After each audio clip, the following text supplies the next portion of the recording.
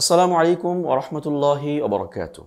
২৭শে রজব আল্লাহর নবী সাল্লাল্লাহু আলাইহি ওয়াসাল্লামের মেরাজকে উপলক্ষ করে অনেকে রোজা রাখছেন, অনেকে আবার রোজার জন্য অন্যদেরকে উদ্বুদ্ধ করছেন, অনেকে রোজার ব্যাপারে লেখালেখি করছেন, ভিডিও বানাচ্ছেন। তো যারা ভিডিও বানাচ্ছেন, যারা রোজার পক্ষে কথা বলছেন, তাদেরকে আমি ছোট্ট একটা প্রশ্ন করি। আচ্ছা, আপনাদের কাছে কি কোনো প্রমাণ আছে যে আল্লাহর নবী সাল্লাল্লাহু আলাইহি ওয়াসাল্লামের মেরাজটা নির্দিষ্ট করে ২৭শে রজবে হয়েছিল? আসলে কোন দিন হয়েছিল তার মধ্যে তো মতবিরোধ আছেই। এমনকি কোন মাসে হয়েছিল, রজব মাসে নাকি অন্য কোনো মাসে, তা নিয়েও মতবিরোধ রয়েছে। ফাতহুল বারীতে বিভিন্ন মত, প্রায় ১২টার মতামত উল্লেখ আছে।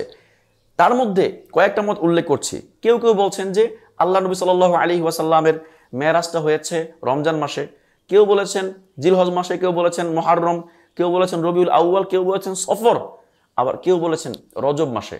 যেখানে কোন মাসে হয়েছিল তাই নির্দিষ্ট নাই, সেখানে আপনারা একটা দিনকে নির্দিষ্ট করে ২৭শে রজবকে নির্দিষ্ট করে রোজা রাখবেন কিসের ভিত্তিতে, কোন হিসাবে? আচ্ছা যাই হোক, যদি আমরা ধরেও নিই যে আল্লাহ নবী সাল্লাল্লাহু আলাইহি ওয়াসাল্লামের মেরাজটা নির্দিষ্ট করে ২৭ তারিখে হয়েছিল, ২৭শে রজবে হয়েছিল, যদি ধরেও নেই, তারপরও প্রশ্ন থেকে যায়। সেটা হচ্ছে, এই দিনকে উপলক্ষ করে সাহাবায়ে কেরাম, তাবিঈন, তাবিঈন কেউ কি রোজা রেখেছেন? যদি সাহাবায়ে কেরাম এই দিনে রোজা রেখে না থাকেন, যেই সাহাবীগণ আল্লাহর নবীকে নিজেদের প্রাণের চাইতে বেশি মহব্বত করতেন, সেই সাহাবীরাই যদি এই দিনকে উপলক্ষ করে রোজা রেখে না থাকেন, তাহলে আপনারা রাখবেন কোন হিসাবে? যেই আমলটা সাহাবায়ে কেরাম, তাবিঈন, তাবিঈনদের মাঝে নেই, সেই আমলটা আপনি নতুন করে আবিষ্কার করে সওয়াবের নিয়তে করাটাই হচ্ছে বেদাত। তো আমরা বলবো যে আপনি যে এই ২৭শে রজবে আল্লাহ নবী সাল্লাল্লাহু আলাইহি ওয়াসাল্লামের মেরাজকে উপলক্ষ করে রোজা রাখছেন, সেটা নির্ঘাত বেদাত। আপনি এখন প্রশ্ন করতে পারেন যে হুজুর, আমরা নফল রোজা রাখবো, এর সমস্যা কি? বেদাত হওয়ার কি আছে? আমি বলবো হ্যাঁ, এর মধ্যে বেদাত হওয়ার আছে। সেটা হচ্ছে, কোনো সাধারণ দিনকে আপনি অসাধারণ বানাইতে হইলে, ফজিলতপূর্ণ বানাইতে হইলে অবশ্যই তার পক্ষে দলিল, প্রমাণ, হাদিস এবং কোরআনের দলিল লাগবে। যদি হাদিস থাকে তাহলে সেটা আপনি আমল করতে পারবেন, হাদিস না থাকলে আমল করতে পারবেন না।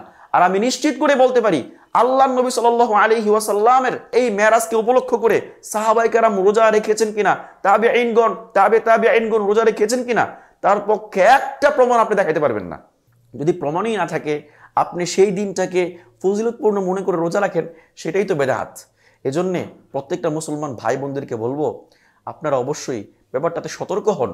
রোজা রাখছেন সওয়াবের উদ্দেশ্যে, নেকের উদ্দেশ্যে, রাসূলের মুহাব্বতে, কিন্তু যদি রোজাটা এমন হয় বেদাত হয়ে যায়, তাহলে কিন্তু এই বেদাতের কারণে আল্লাহর নবী আপনার পক্ষে সুপারিশ করবেন না। কিয়ামতের দিন হাশরের ময়দানে যখন আপনি আল্লাহর নবীর কাছে হাউজে কাউসার থেকে পানি পান করতে যাবেন, তখন আল্লাহর নবী আপনাকে বলবেন, সুহকান সুহকান লিমান গায়্যারা বাদি, যে আমার ধর্মের মধ্যে পরিবর্তন সাধিত করেছে, তারা সরে যাও, সরে যাও। আপনাকে কিন্তু রোজা রাখার কারণে আপনাকে আল্লাহর নবী সরিয়ে দিবে। এজন্য অবশ্যই বেদাত থেকে বিরত থাকতে হবে। আল্লাহ তাআলা আমাদের সকলকে বুঝার তৌফিক দান করুন।